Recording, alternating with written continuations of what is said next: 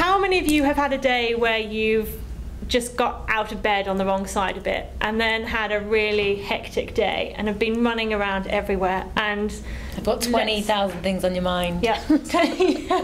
And perhaps have missed lunch and are now coming up for close to supper and are trying to sort supper out, and someone's trying to talk to you on the phone and your housemate wants your attention for something else, and the pasta's overboiling. Yeah, exactly. What do you want to do in that situation? Or punch them in the face. Yeah. Mine's always sit down on the floor and start crying and just throw everything and tell everyone to piss off and leave me alone. But I think we can all relate to that situation of just having so much going on in your head and so little energy left to deal with it. And I think that is the situation constantly, day to day, for someone living with an eating disorder. They are constantly at that breaking point where the pasta started to boil over and someone's screaming in their ear on the phone.